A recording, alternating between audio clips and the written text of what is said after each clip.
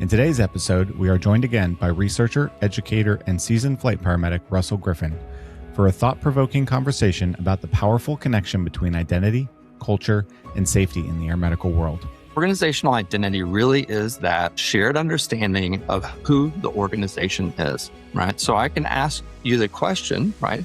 So who are we at work? What's your organizational identity? You would answer that question from your oneness, how connected you are to your organization, right? So when you have a strong organizational identity in the social sciences world, we would say that you identify with that organization. But for that to be true, you actually have to know what the answer to that question is. What is your organizational identity? Welcome back to the Valor Flight Crew podcast, hosted by Echo and brought to you by Vertical Helicasts and Valor Plus. Together, we explore what really shapes safety culture inside high-risk organizations, from the policies written on paper to the behaviors crews live out every day. We dive into how personal identity, professional background, and organizational expectations influence decision-making, communication, and crew dynamics in both aviation and healthcare environments. This episode takes an honest look at the challenges of blending aviation and medical cultures, the critical role of crew resource management, and why humility, vulnerability, and open dialogue are essential for building strong teams and safer operations.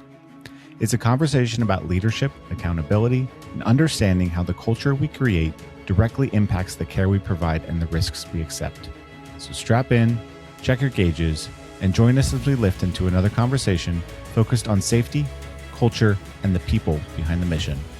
Thank you to our sponsors, Technosonic Industries, Precision Aviation Group, and Metro Aviation. Welcome to the Valor Flight Crew podcast, brought to you by Vertical Helicast, produced in partnership with Echo, Every Coast Helicopter Operations. The Valor Flight Crew podcast promotes the personnel and life-saving equipment behind helicopter air ambulance services.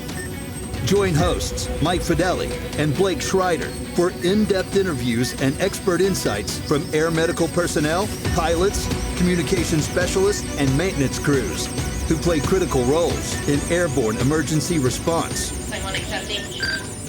Copy, Line 1, gotcha, accepting. You're going to be talking to Red Feather 1 on LCEMS. I flew with guys that were, 15,000 hour, power line puller and inspector pilots, guys that flew off the coast of UK, did, incredible zero visibility, nightmare IFR flying all the time. And, just aviators in general of all types. And then I take a 30-minute online weather introduction course. And then now we're supposed to be able to communicate about my concerns for aviation diversity. Wait, you got a weather course? Yeah. Really? I'm not trying. I know there's organizations that do more than that, and there's more hours. Sure. And I know we'll probably talk on the CRM and other parts about that. But I might do enough familiarization with the aircraft to know how to turn the batteries off, to shut down the fuel, right, to disable the engine, to locate the ELT, to activate it. But is that anywhere near an appreciation for the thoughts, feelings, and expectations that a pilot's experiencing? And I'll tell you one of the best examples I ever saw. And the same is true for our fellow clinical staff, regardless of which way you're melded together, right? I think as a paramedic and having not been a nurse, I'm married to a nurse. That makes me very credible for speaking on nursing. Sorry, Mike. Yeah, exactly. Wow. Yeah, why not? Amen. I can Lay it on me. Let's hear this now. I want to apologize to you for all of us and how we've treated you, because I can only imagine, my God, what it's like to come out of the hospital world and then to collide against people like me. Early in my career, probably not so pleasant. Later in the career, really good, I think. But no, honestly, the way that work gets done inside of a hospital is so principally different. And going to paramedic school and doing 10, 24-hour shifts isn't going to bring you on that journey, right? But I digress. But anyways, creating the environment where these folks can come together and do more and do better is tricky. And I'm going to tell one of the many great pilots I worked with over the years. It took me years to sort of understand this, but every briefing, he said, I am the pilot in charge. Every shift. And it's Yeah. I mean, like, he's like, I'm the pilot in command. Let's go through the daily briefing. And it was true. I mean, like, at the point where we're flying, like, he is the operator in charge. He wasn't trying to assert his power or his authority over us, but he was helping me understand that, yes, it is ultimately his accountability. We are all sharing it. We are all responsible, which means response able, right? Responsible, responsible. We share accountability, but we share the responsibility of helping to facilitate that process. But it was no question in my mind that, like, yeah, I need you to obsess about the safe operation of this aircraft. With that being said, you said responsible or response able. Yeah. Is there now a bigger layer or another trunk to unpack of the responsibility? Because there's been a shift, right? Because we, like, as medical crew members, we are still now part of a flight crew. In the military, right, you have a flight crew. There's crew chief. I don't know, I've never been, but you have a pilot, co-pilot, crew chief, hoist. You have other people that have that shared responsibility. So now in the civilian world, in patient care or healthcare associated with a helicopter, right? Like, why doesn't that same principle almost exist when I'm on a ground ambulance? Like, if I have 3 people on a crew, if I started off my day saying I am the lead paramedic on this ambulance, if I'm doing something wrong, there should still be a responsibility or response able person to say, hey, Blake, maybe you shouldn't do that. Or, hey, I noticed you were kind of sleepy. Maybe you need to reevaluate or maybe take a break. So we do that, or we have changed in the air ambulance world, or HEMS, to train medical crew members to be a flight crew member. That we have more. It's more than the 30-hour weather course or 30-minute weather course, right? And we've had a couple other things, but now I have a responsibility. Now, okay, I guess 2 things. Is that defined when you look at these NTSB reports? Because the pilot failed to, but did the crew fail to mention something or say something? And then, so why is there differences between, like, the delivery mode in which I bring a patient to the hospital? They're both equally important. I have a human life that I'm tasked with taking care of. Why is there a difference? And these structures or characteristics to how we do that role, why is it so vastly different? And how do we enforce that and make that better? Yeah, that's several questions, and I'm glad you asked me, because I think they're central to this. The first one is, when we look at it from an industry perspective, there's a tremendous amount of heterogeneity, right? Look at the different types of program operations, the different models. If you go back into the 70s and the way we even got into this sort of business, the idea of how we partner aviators and aviation operations with hospital employees in the initial days, right? And then we have full on, Part 135, hiring the medics, nurses, and pilots together. Mm-hmm. And then we have nowadays like public safety models, right? Where we have a third-party provider working with a public safety entity, not even necessarily a hospital. I mean, you have all this, so much heterogeneity, that I think that just makes this so confounded that it's really, really difficult to try to break those apart from an industry perspective. And I don't know what the right answer is from that lens. And I can certainly see where there is almost a functional barrier that's going to exist in some of these organizations, especially if you're in one of these places where, I mean, guys, I grew up in the generation of self-loading luggage, right? I mean, that was, there's no confusion about it, right? Yeah. Oh, absolutely. That's not, and I'll assure you that still persists in some environments. So I don't know how to functionally get beyond that, except at and solely at the organizational level. Right. So I can't fix that as an industry champion or advocate. The industry has to regulate itself. That's a whole other conversation. But I will say at an organizational level, if I'm a CEO or if I'm a chief flight nurse or whatever it is, this leading organization, I definitely have the ability to help shape and reshape that. To the point about the differences between the ground and the air, I think it does come back to sort of raising this. Well, what are the expectations? What's the organizational expectations that we've placed on those employees so that they know they're not only responsible, but they're enabled and empowered to be able to take action? Right. So I shared with you earlier that I have 3 sort of like operational expectations. So if I was to build a flight program from scratch today, here's a few of the things that I would put above all else. So I would not have core values of like integrity and trust and all this sort of stuff, because that's true. That sort of is an expectation. I would have, number 1, do the right thing. That's behavioral, operational expectation number 1. Do the right thing is basically an ability for me to be able to tell our employees that we understand that judgment is more important than compliance. Policies don't cover and have the ability to inform every situation that we're going to face in this extremely austere environment. And what I mean by do the right thing is you might need to break a policy or break a violation in a sense of doing something that is just, and that's something that is tricky. In retrospect, we should be able to say we were placed in an almost impossible situation. We made the best decision we could, and we feel confident that we can defend making the right decision, right? It doesn't mean you were right. It just means that like do the right thing. I want to be able to be inspired by that. So that's the first one. The second one is going to be, and you're going to think this is crazy, treat others the way you want to be treated.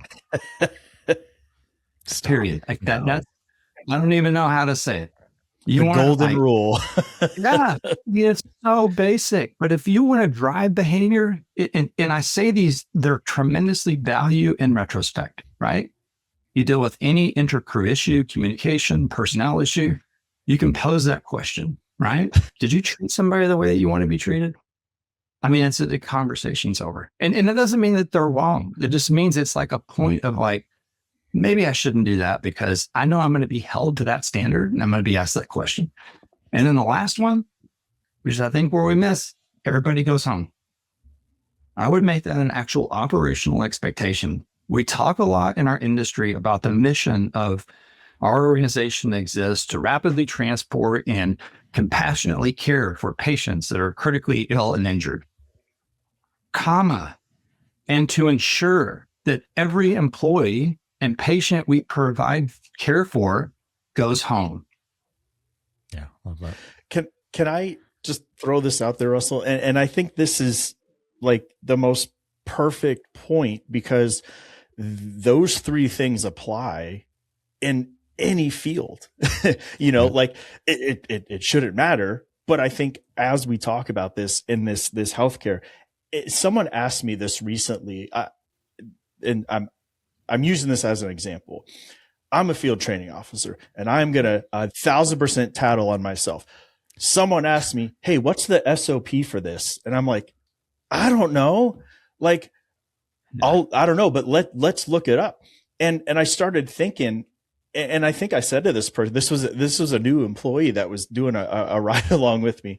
And I just flat out said, look, I don't know these by memory or by heart. But the way that I try to approach it is if it seems the right thing to do, and it seems to be what's best for the patient, like that's how I would look at it. Like I don't know exactly what that SOP states. And I don't know, like I felt like I was like, boy, do I really suck as a field trainer? Like, am I just like not getting it because I don't know this by heart? But I think in general, like what really sets true good leadership apart out there, I think, and brings this into perspective is, like you said, if an organization, I like to think that the organization that I work for doesn't expect me to know the black and white verbatim, but they do expect me to do the right thing, treat others the way they should be treated, and ensure that everybody goes home. Thank you to our sponsor, Technisonic Communications. Technisonic Communications is a proud provider of the critical airborne communications equipment utilized every day on every mission. Law enforcement, EMS, forestry, federal and military operators all trust their communications to Technisonic. Visit TIL.ca to learn how Technisonic can support your mission communications.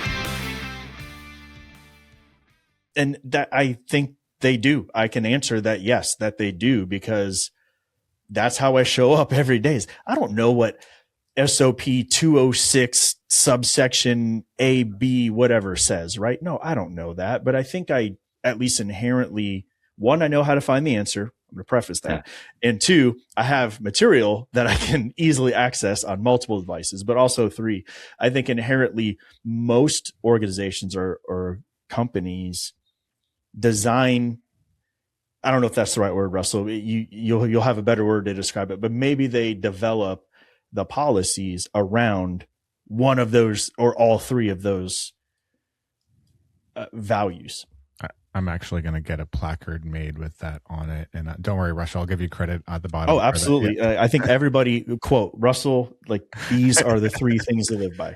I want no authorship credit. And this is like, honestly, it's, so I'm going to take it down a little rabbit hole because maybe it helps. And this is where I think maybe you obviously are both tenacious and curious people, and by proxy, your listening audience is, and that's applaudable. And I think it's phenomenal. And I encourage people to embrace it. I think one of the first questions you got to ask is, where does policy even come from? Like, where does this idea of steerage, and boundaries exist? And so if you go all the way back to the Industrial Revolution, you start to look at how work has expanded and grown. Honestly, and there's a lot of different paths you can take on this, is to control people, right? It makes sense. I mean, I'm not trying to be cynical, but that's realistically it. So you could take two approaches. If we were to start over with the Industrial Revolution, you could say that we're going to recruit, engage, and enable our employees through behavioral expectations on how to conduct work. Or we can give them a bunch of policies that are going to guide and put boundary conditions on how to conduct that work. Or you do both. And that's where most of us are at. We do a little bit of both. But that's where you hear me talk about, and I'm not one bit shy to say it, that's safety theater, right? That's policy theater. If an organization believes that by having the most robust safety manual, by having all of these policies and practices, by conducting annual CRM, by having all these rules is what's making you safe, oh my, it's such a miss. That's not true. Safety is a behavioral aspect, right? And you can basically interpret that any employee at any given time is referencing almost 600 points of data to inform a decision. You're talking about your policies, you're talking about your protocols, you're talking about all the components that have been baked together inside of your orientation onboarding manual. And many times they sit like in contradiction to each other, right? I mean, it's you end up in this, like, I think you're supposed to do this. I think you're supposed to do this. And if you work for an organization where the medicine side of the house is in this office and the aviation side of the house is in that office, it's even more complex, because if they aren't coordinating those points of data, right? If our crews aren't building the weight and balance manifest together, if we're not talking about how a balloon pump isn't only just this, but it's also that, right? It gets just so tricky. But that's where I do think I want to help create an environment where organizations realize you have a burden as an organization to clarify your operational expectations and ensure that dumb people like me have information that I can quickly rely on to guide my decision making, right? Because if we end up disciplining these people, that's a whole other conversation, but I think it's important. This is really key to me. I believe that when we discipline safety violations, right? And I'm talking about even some of the more egregious ones. When we discipline them, and even worse, separate them from the organization, we're reinforcing a culture of silence, and we're taking away the operational opportunity to learn from that experience. That is the opposite of what we consider to be a restorative culture. A restorative culture would be one where we take those opportunities, we turn them into learning moments. And it's not to like shame or place, prejudice or judgment on whomever the violator or violators were. But if an organization cares about that person that they've invested in to recruit, train, hire, employ, and have on board, and they make a dumb decision. Yeah, like if you intentionally hurt somebody, that's not what I'm talking about. But if you do something stupid, you just have an opportunity to go, hey, look, this happened, I made this mistake, it didn't turn out good. I want everybody else to know and talk about it so we don't do that again. Right. It's a tricky space to get to. That's really where I hope we can be. It is, and I disagree, but don't disagree at the same time. So in regards to, well, I think that policies are a necessary evil to have, right? I don't know that I've ever read a policy and been like, this is groundbreaking information to me, right? I've never read a safety manual and said like, oh my God, this is like, I never would have thought of this before, right? Like this is common sense stuff in a lot of regards, that if you put the groundwork out there to say, these are the expectations I have for you for your behavior, or for how you're supposed to carry yourself, or for the care that you're supposed to provide, and you provide those tools necessary, I feel like the policies often fall into place. But then I take off that crew hat of like saying I've never really been awed and amazed by a policy, and I put on that leadership hat of saying, well, now someone has not done something the way that I've expected them to. I have to have something to hold them accountable to. Because I feel like there are two separate avenues to that. I feel as though most of the policies that we have out there are pretty basic. Like I can go in there and follow your 3 principles of do the right thing, treat somebody the way they want to be treated, and everybody goes home, and your policies fall into place. But when they don't quite fall into place, do I agree that discipline is always the answer? No, absolutely not. That's not the case. But there are times where that has to become the case. And if you don't have that policy to back the decision you're making in that situation, then from a organizational perspective, it makes that very difficult. Oh, well, that's an interesting observation. I like it. So so you're raising a huge point. So I think, and I want to make sure I understood this correctly, because I think it's tremendously valuable. The policies are also a reference point, right? Yeah. So we can say, for clarification and expectations, we do know that you actually, I'm trying to pick something. You don't need to be in the aircraft smoking cigarettes while we're refueling, right? Or something like that. Like, right? Wait, that's bad? Yeah. Well, You need to stop that, Blake. Yeah. if management's in the office, it is at 3:00 in the morning, and Right. Yeah. Full set. So that way, whenever somebody does happen, you can go, look, come on, y'all brain dead. What are we doing here? There's clearly a policy, and then we can use that to hold them accountable by saying, policy 206 or whatever says don't do that. One of the things that's interesting about that is when you think about the kind of origin of policies, they're a lot like contracts. And what you're bringing up here, and this is what I would say from my friends who are attorneys, contracts are only made for when things go wrong. Mm-hmm. Mm-hmm. Right. And I think in that sense, it's okay. It's okay to be able to reference and go, it's nice to be able to have a point that we can reflect on. And clearly in the space of aviation, tightly regulated, there's going to be like a profound amount of policies and things that just need to be required by law to have in place. Not pushing back against that. But the trick is, how finite does it have to become? Oh, sure. I worked for an organization that had a policy on the script that we were to use on answering the phone. Yeah. Yes.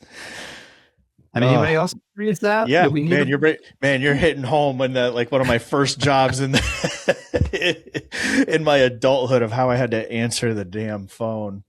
I mean, where's my autonomy in that? And so in some ways, there really isn't like a right. As I said from the very beginning, I have no motive to be right. What I do think is that we can't allow policy to surrogate management and leadership. And in many instances, in my experience, I've seen that happen, right? I can go to bed tonight as a manager knowing that there's a 4.5-inch policy manual at every base.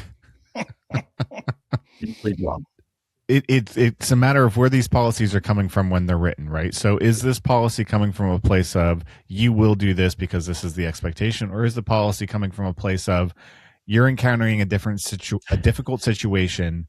Here is a guide that can help you figure out the right thing to do. But is a policy a guide, Mike? It should be, maybe. I mean, yes, we have our SOPs, right? So there are certain things we have to do. But I think that there can be those guidelines and those SOGs instead of those SOPs. thank you to our sponsor, Precision Aviation Group. Mission-critical operators and fleet managers rely on Precision Aviation Group as a worldwide leading rotor and fixed-wing MRO provider. PAG provides tip-to-tail solutions in 4 MRO segments: avionics, components, engines, and manufacturing DER services. A single point of contact gives you access to over 150 million in inventory globally, 24/7. Just call 800-537-2778. Precision Aviation Group. Others sell parts. We sell support. True. How you label it or word it. But Russell, you just talked about how some of these are because of, like you said, contracts, right? The SOPs are the contract, like when we talk about the legality of things. And I think that bridges this topic one step further. And not only do you try to bridge aviation and healthcare, but then healthcare and legality, that's a whole nother topic. But Mike, you used the word discipline. Okay. And I think about this. This is something that just drives me nuts. I'm a grown ass man. Kind of, maybe by age. Are we sure about this? maybe by age. But I think about it, right? They say, "Oh, I'm getting in trouble." No, you know what? You discipline your child, right? But Russell, you use the term. Well, now I can't think of it. Was it restructuring or restorative? What was it? Restorative, right? That's the word, right? So if I'm the employee and I'm like, "All right, I'm going to get in trouble," like, if I get disciplined or I get in trouble, like that's what happens to me in like 6th grade, because I didn't get my homework done on time. Right. So, and maybe this is my identity growing up, like I'm not talking about the gentle parenting or, you get your butt beat, but it's all about like, we're adults, right? But we're humans. And you look at the choices that are made. Mike has 6 cookies. I have 3 cookies. I also want 6 cookies. How do I get to have the same amount of cookies that Mike has? Do I go to the store and pay for it? Do I get the money because I worked hard? Did I get allowance to be able to do the same thing? So it's all these choices, and naturally by human instinct, we're going to probably take either the easier way, or do I take the correct way? And what's the correct way? Was I taught the correct way? I have to work hard for it? Or do I just expect that I should have the same amount of cookies that Mike has? And I bring that up because the word discipline it just hits me in such a different role of like, I'm a grown person, like abiding by these 3 things: do the right thing, treat others the way you want to be treated, and then everybody goes home. Well, maybe restorative, reflection or, re-implementing or kind of saying, no, these are the things that we expect, and this is how you get there. But there's going to be different ways to get to that same avenue, but following the same path.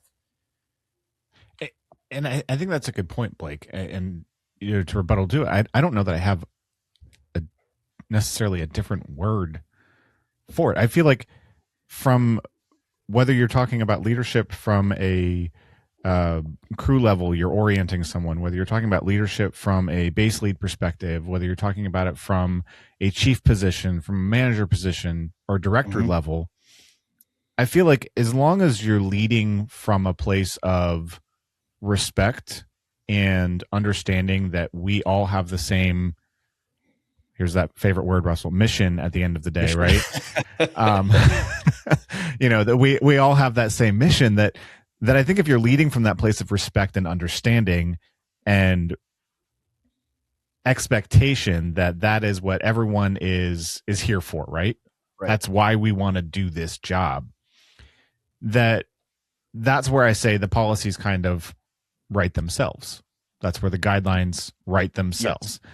And that it's for when those things are blatantly ignored is where there has to be something else. And maybe discipline isn't the right word, right? But I don't know that I have a different one off the top of my head. Or maybe it is, and that's the thing. Maybe it truly is, because humans make different choices, and I don't know, Russell, maybe this is that question. So when we talk about the culture and how it plays into these roles, like you said, you're the chief flight nurse, you're the chief flight medic, you're the chief of the organization, or you're the clinical leader, right? Or, what area leader, whatever the terminology is, like, how does that get to the point where, because, that we know as long as you do this job, people are going to do dumb things, that's just naturally going to happen. And it's not unique to this industry.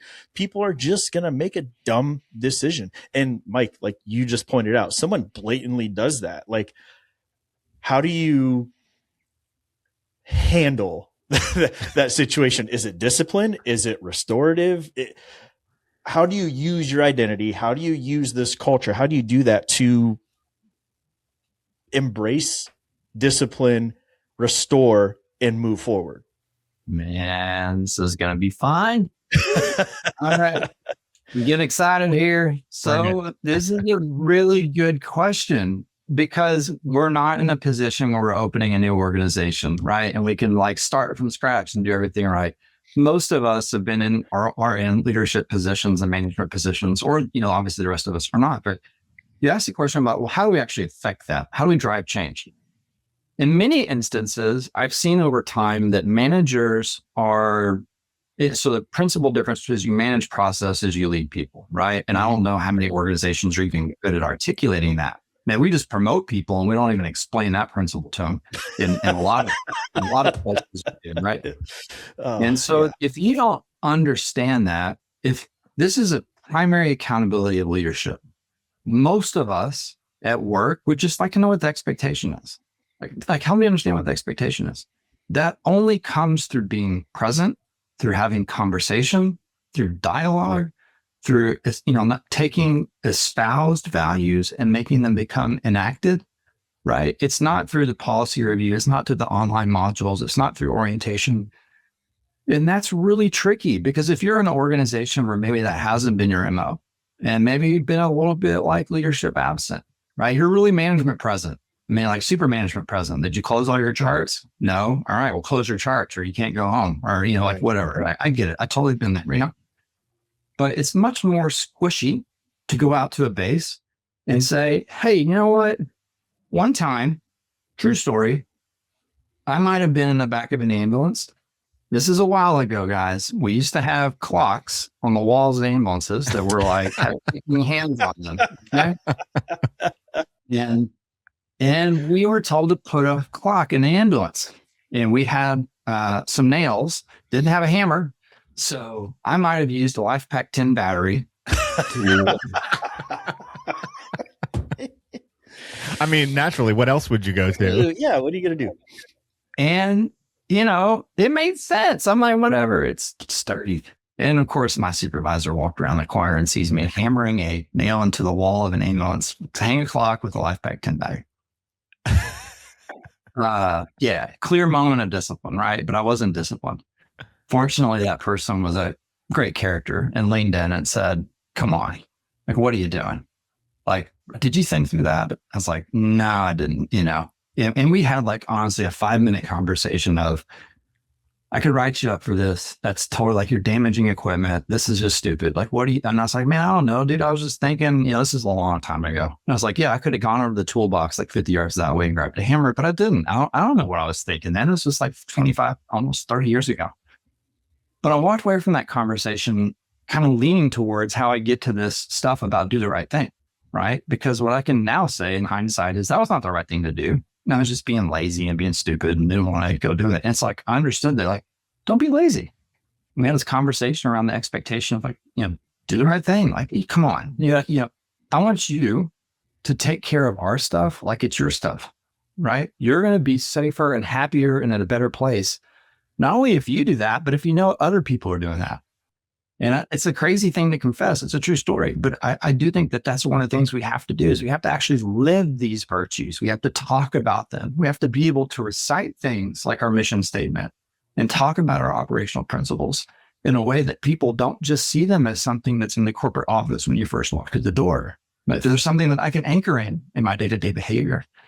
And there's not a right answer to that, but it is you got to start somewhere.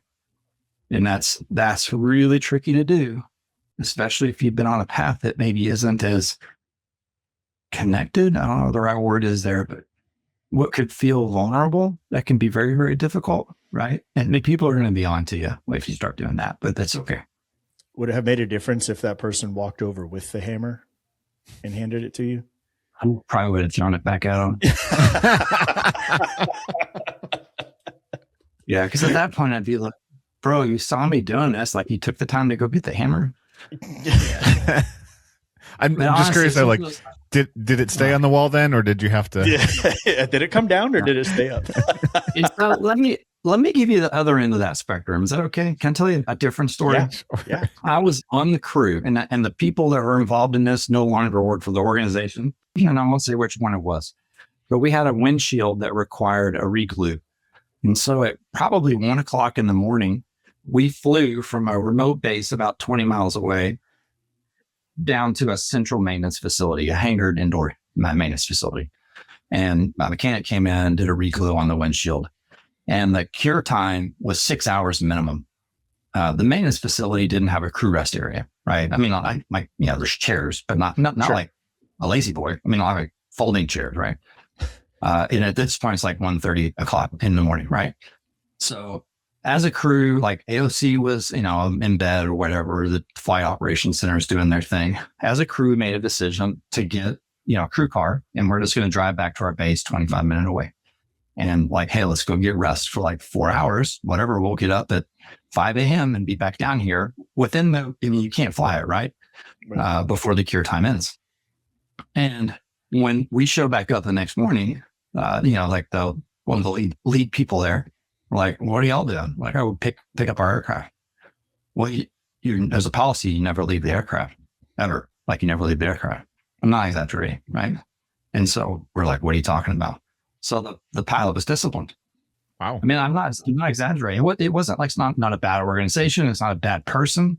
Right. It's just it's a paradoxical situation. I mean, they're like, well, we've had it in the past where crews have left aircraft, and it's like, it's locked up inside of our own maintenance facility. Like, yeah, I help us understand. They're like, well, it's on principle. The principle is you're not supposed to leave the aircraft. And I mean, it was like it was one of those moments that for me, the nurse and the pilot was a profoundly disenfranchising experience from the organization. I know that sounds weird, but it's true. That's how we felt. We felt like, I no longer have, right, this identity with the organization. Thank you to our sponsor, Metro Aviation. Metro Aviation, the world's largest family-owned aeromedical operator, offers comprehensive aircraft services with 160 plus aircraft in over 25 states. The Completion Center installs medical and law enforcement kits and avionics, serving diverse aviation needs including offshore, utility, VIP, and corporate sectors. Those kind of situations end up being difficult, right? So should it have been a discipline thing? I don't think so. But, at the same time, does it warrant conversations or at least an understanding of both sides of the story? And I think that there's an absolutely attached to that question, right? But I think a lot of it comes back to those three core values. And if the crew members were not doing anything, if you guys were not doing anything with any malintent, you were trying to make the appropriate, logical decision in that situation, it's hard to fault you for that, I would think. And I think that was a good opportunity for you three as a crew to have that CRM in place to be like, this is what makes the most sense for us in this moment at this time in this situation. And I think that, when we talk about our identity and culture, because I know we kind of got off topic a little bit here with things, which was great discussion, but like to bring it back around to the identity and culture side of things, when we talk about crew resource management, I think that there's a lot of variety depending on who you're working with that day, what your dynamic is. I mean, I know when I go to work and certain partners I know that we're going to have this kind of a day, and not because of the patients we're going to encounter. Those are oftentimes the same, but because of the dynamic that we have working together within that. And so how much would you say that CRM factors into someone's identity, and does the identity of that crew with their CRM make them safer? Does it make them different in that situation, and what have been some of your experiences with that along the way? Yeah, that's a great question. And I think it's really key. So, I mean, I don't know. I haven't been in a CRM class in probably 6 years. And I was in course Randy Main's class, years and years ago, and did it annually. And I think there's a few different ways to look at this. Number one, like CRM definitely is better than no CRM. So the training itself, and God bless Randy and others who along the way put together CRM and AMRAM, because I think it's been really helpful.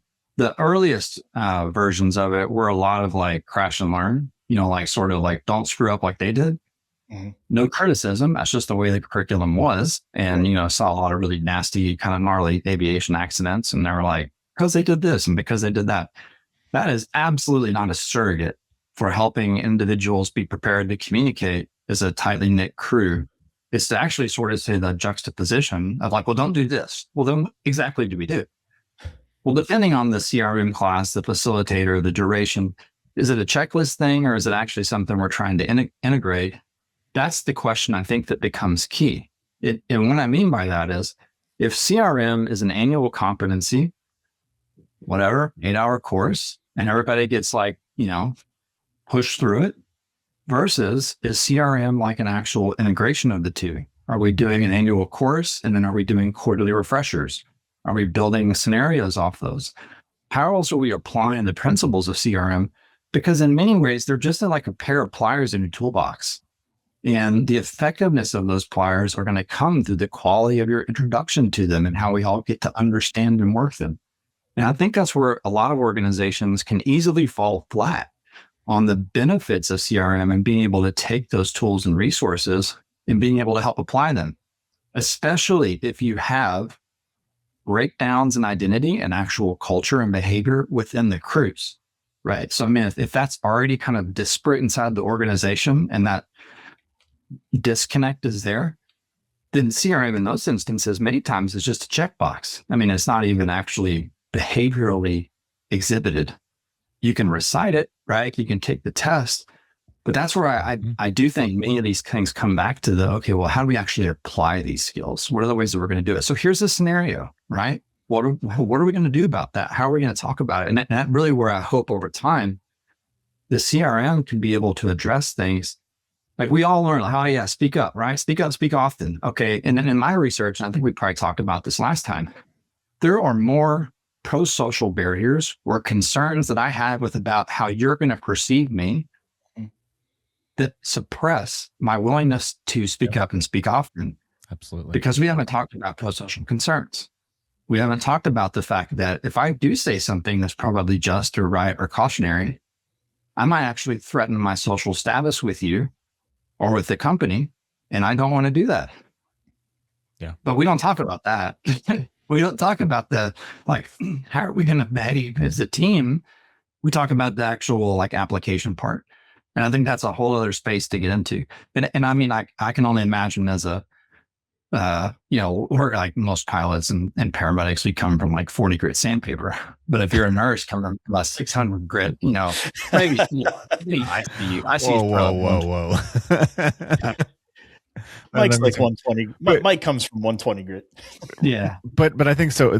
Just to kind of bring some of what we've been discussing together here and talk about an example from my career that I've experienced. And so I think you think of the upbringing, right, of pilots, especially our military pilots. You think of the upbringing of our paramedics, especially those that, maybe are running city systems, running, 10, 12, 14 calls a shift kind of thing, right? Like tones go off, you go. Somebody calls, you got a mission, you go, you get in the aircraft and you go. And so it's that's that upbringing. And it's those years of this is my duty to go and do this, right? And so I think that becomes part of their identity at the end of the day. That becomes part of who they are as a pilot. That becomes part of who they are as a paramedic. And I think that on the nursing side of things, we still have that, right? Like I still have that duty to go and take care of my patients. But now coming out of the hospital environment and coming into this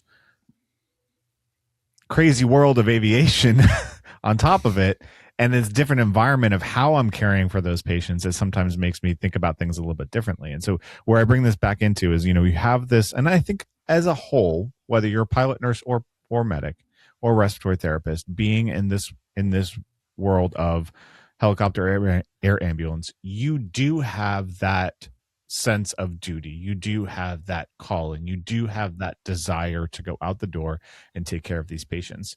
I think what the challenge is sometimes, and where the CRM may make or break that aspect of it, is when you're faced with those difficult situations. I can think of certainly a couple of times in my career where the situation has come up of it's an IFR night.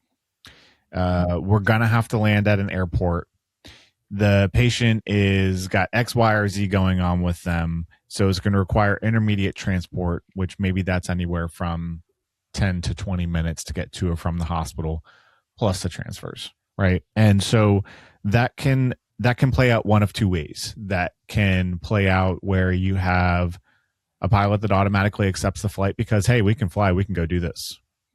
Yeah. And your med crew's sitting back saying, yeah, but what about, is this the right thing for the patient? Right? Oof.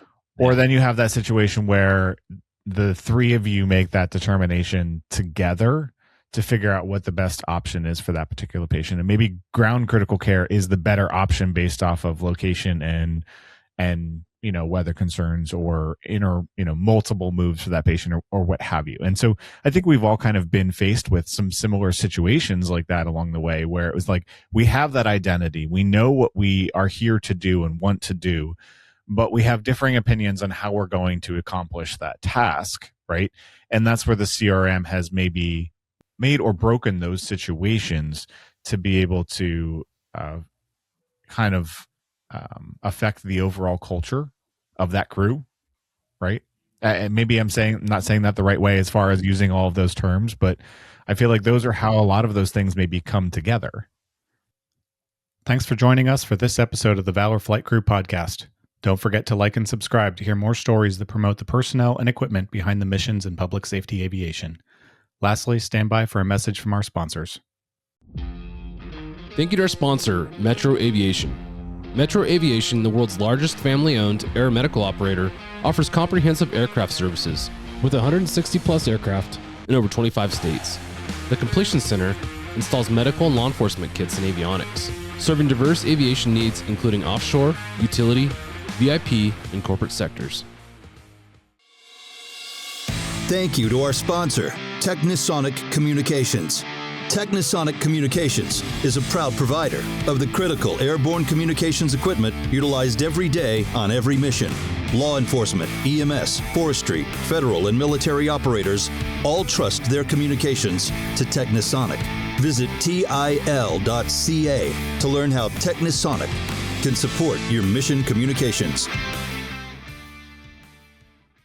Thank you to our sponsor, Precision Aviation Group. Mission-critical operators and fleet managers rely on Precision Aviation Group as a worldwide leading rotor and fixed-wing MRO provider. PAG provides tip-to-tail solutions in 4 MRO segments: avionics, components, engines, and manufacturing DER services. A single point of contact gives you access to over 150 million in inventory globally, 24/7. Just call 800-537-2778. Precision Aviation Group. Others sell parts. We sell support.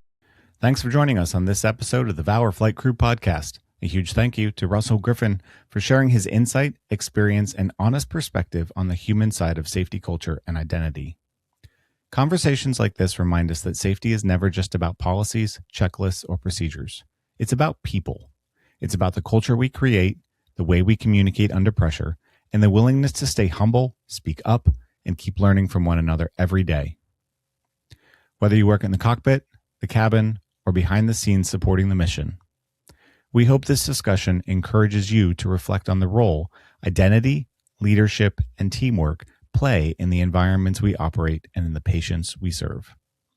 As always, thank you for being a part of this community and for everything you do to keep your crews, your patients, and yourselves safe.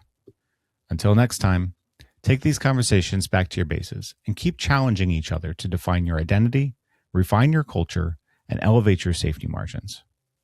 We'll see you next time on the Valor Flight Crew Podcast.